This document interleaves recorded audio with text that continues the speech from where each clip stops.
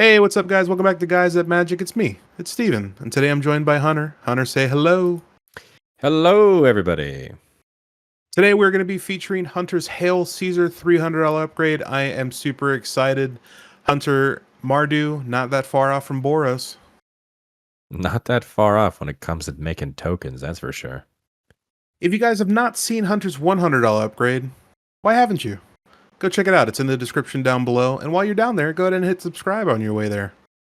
It helps the channel out. It helps us out. We greatly appreciate it. Hunter, before we get into the new editions, because this is a sequel, tell me a little bit about your commander. Yeah, so like you said, this is a Hail Caesar deck. It is helmed by Caesar himself. It is Caesar, Legion's Emperor. It's one, a red, a white, and a black for a 4/4 legendary creature human soldier. It has an ability that says whenever you attack, you may sacrifice another creature. When you do, choose two. You can either create two 1/1 red and white soldier creature tokens with haste that are tapped and attacking, or you can draw a card and lose life, or you can have Caesar, Legion's Emperor, deal damage equal to the number of creature tokens you control to target opponent. So the name of the game, make a whole bunch of tokens, sacrifice them for fodder, and drain our opponent's life down to 0. It's kind of a Ah, go-wide token strategy, destroy our opponents. something you're used to, I feel like. Oh, absolutely. Well, before we get into it, let's go ahead and throw up the $100 upgrades that you put into the deck. Yeah, keeping all of the exact same additions from my $100 upgrade. If you guys haven't already seen that, like Steven said earlier, check the description down below. This is a sequel, so we're doing some really cool stuff with the 300. But Hunter, without further ado, I am terrified to see what you've added. Let's go ahead and start it off. What creatures did you throw in? Yeah, so this first creature I'm throwing in is Charismatic Conqueror. It's 1 and a white for a 2/2 creature vampire soldier. Got vigilance, and it says whenever an artifact or creature enters the battlefield untapped and under an opponent's control, they may tap that permanent. If they don't, you create a 1/1 white vampire creature token with lifelink.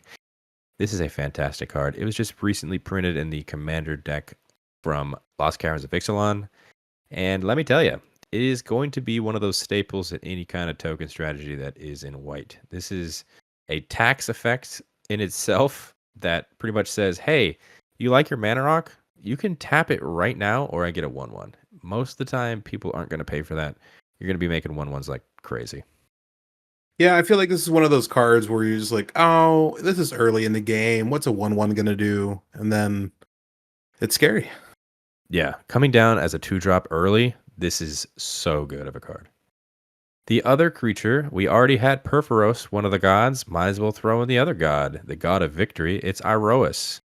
2, a red and a white for a 7/4 legendary enchantment creature god. It's got indestructible.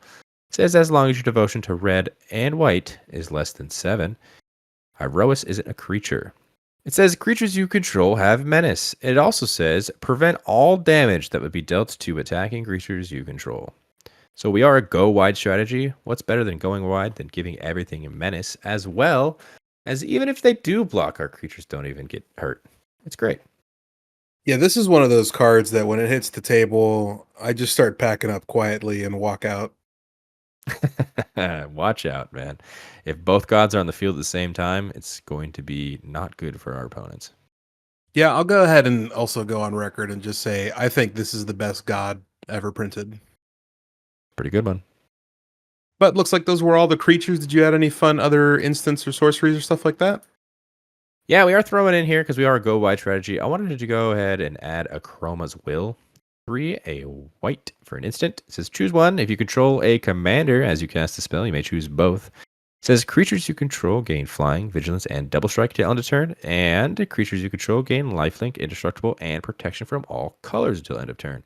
Just one of those final, hey, we're going to win the game this turn. Cast it down your main phase or cast it at the beginning of combat. All of our creatures gain flying, vigilance, double strike, lifelink, indestructible, protection from everything if we have a commander out. Or in that very, very rare occasion, we can use this as kind of a protection spell as well from board wipes if they're trying to destroy our plans. But a Chroma's Will, a really good card here. Great finisher. Yeah, I'm not gonna lie, Hunter. I am absolutely terrified, and we're 3 cards in. Get ready for this next one. we are adding one artifact. It is Dolmen Gate. It's 2 generic mana for an artifact. It says prevent all combat damage that would be dealt to attacking creatures you control. Very similar to Iroris. We're going wide. Swing in. Doesn't matter if our creatures are getting hit because we can't take any damage. Well, we got a lot of protection. Did you add anything fun in the enchantment category? Oh, you better believe it. I added the Meat Hook Massacre. That's right. It is X and 2 black for a legendary enchantment. It says when it enters the battlefield, each creature gets -X till end of turn. And whenever a creature you control dies, each opponent loses 1 life. And whenever a creature an opponent control dies, you gain 1 life.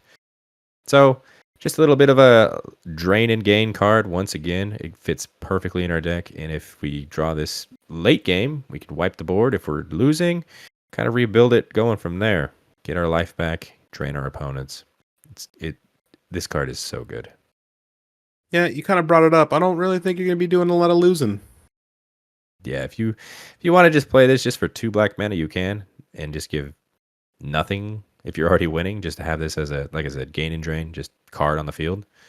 But this also could be a finisher too. If an opponent is down enough life where you have enough creatures, you just kill your own stuff and win the game that way. I'm also throwing in Anointed Procession. It's 3 and a white for an enchantment. It says if an effect would create 1 or more tokens under your control, it creates twice that many of those tokens instead.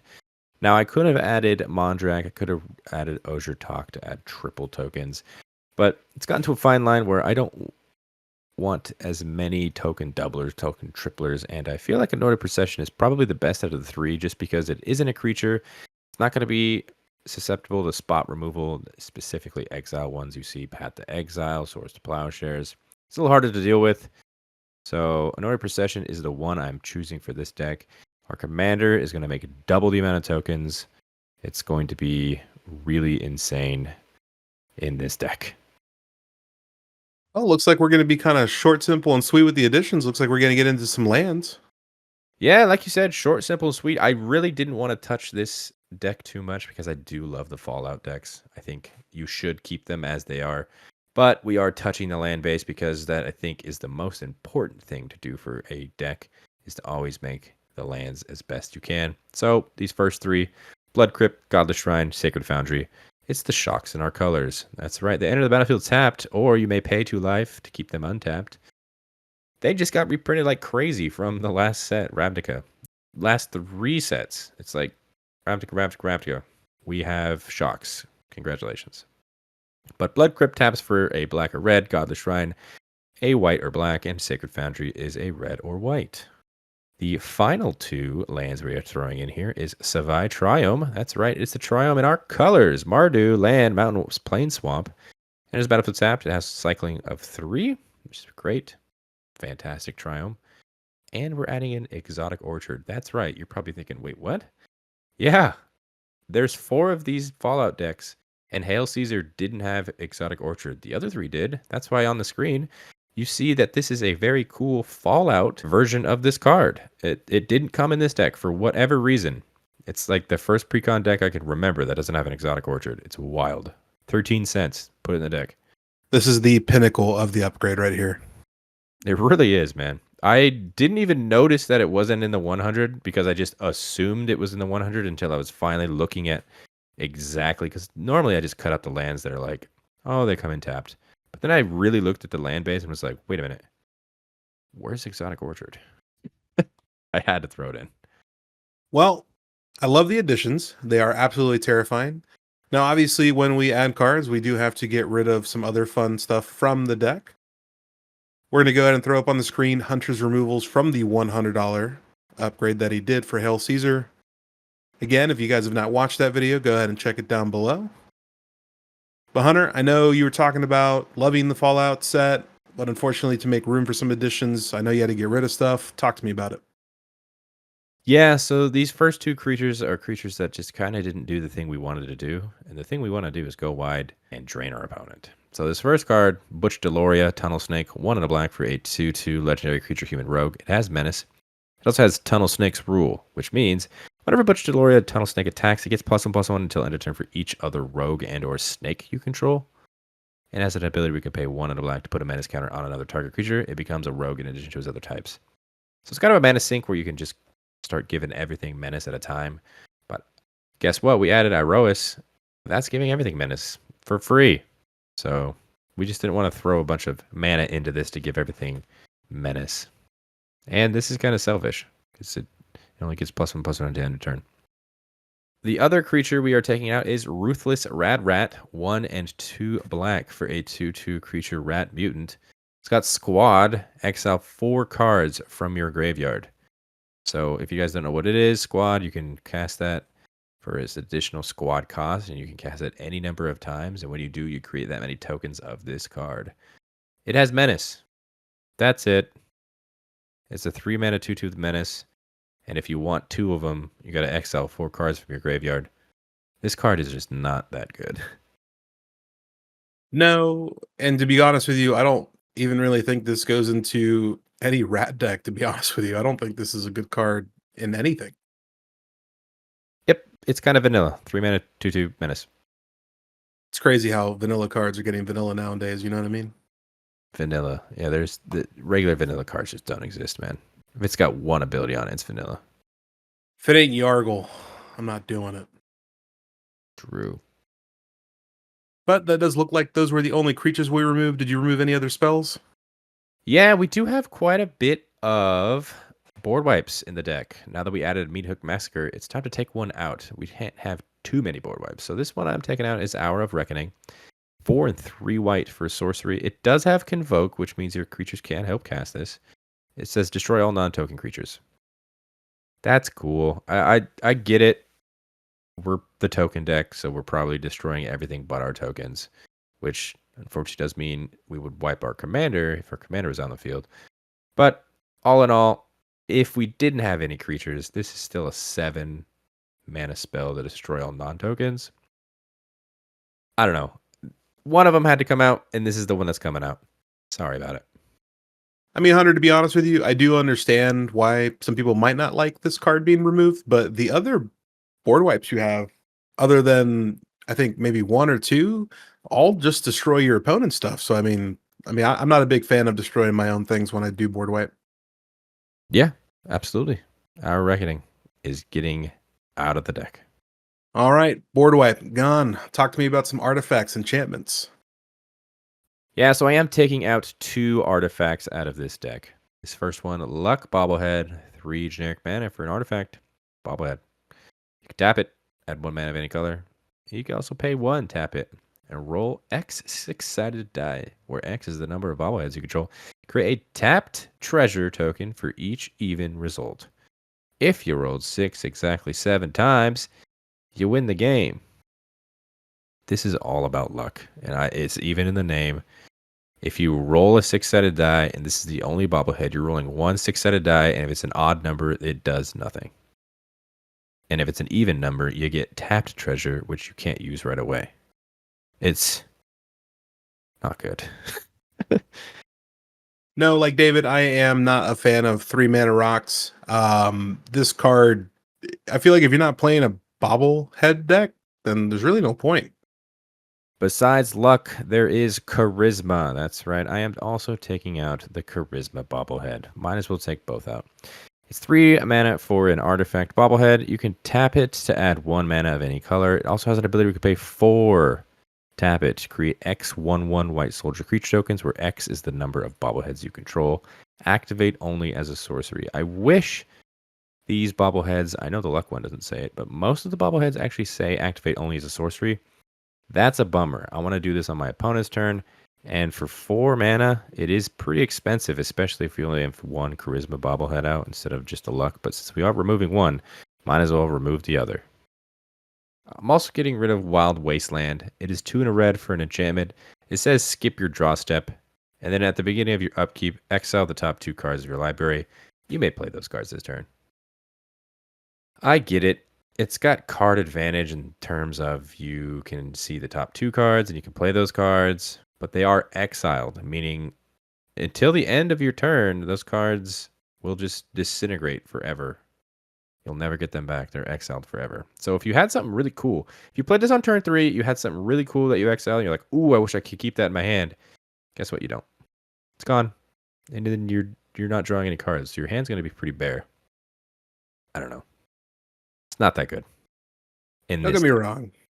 Don't get me wrong. I love card advantage, but if I don't have a ton of mana and I have to choose between two really good spells and that other spell could be really good later, and it's like you said, dust because it's been exiled, I want to be a little upset. All right, well, that looks like it's all of our spells that we've removed. Now, obviously, you did add 5 lands. Talk to me about the removal of the lands. Yeah, so we are doing just a quick swap 5/5. So these first 3 are kind of all similar, and you're probably like, what? But yes. Terramorphic Expanse, Evolving Wilds, they're the same exact card. They're just different printing. You can tap them, sacrifice them to search the library for a basic land card, put it on the battlefield, tap, and shuffle. These are great mana fixers, especially when it comes to a cheaper budget deck. But we are adding shocks. We are adding better things. I would just rather draw those. We have a lot of different lands that tap for 2 colors now. So these aren't necessarily needed anymore. As well as, I believe this is one of your favorite lands, Steven. I'm sorry, but it's Myriad Landscape. And there's a battlefield tapped always. You can also tap it to add a colorless, or you could pay 2, tap it, sacrifice Myriad Landscape, search your library for up to 2 basic land cards that share a land type, put them onto the battlefield tapped, then shuffle. This requires 3 mana sources to go ahead and get you 2 basic lands, but you're sacrificing this, so you're only going up 1 land. So it's not that good.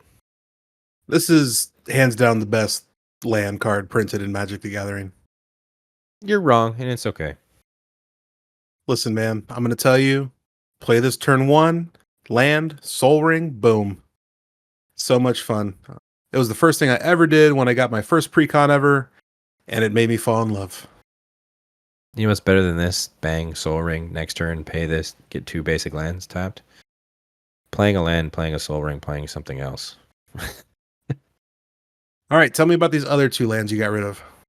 Other 2 lands I'm getting rid of are, once again, lands that enter the battlefield always tapped. We're trying to upgrade, we're trying to go faster. So first one, Windbrisk Kites. It's a land that's got Hideaway 4. It enters the battlefield tapped. You can tap to add a white, and you can pay a white to tap it. You may play the exiled card without paying its mana cost if you attacked with 3 or more creatures this turn. Yes, we are a go wide strategy. Yes, this is probably going to be super easy to hit it with its claws. But this is just a slower land that I felt like, we don't need to go that slow. So, Windbrisk Kites, getting out of the deck.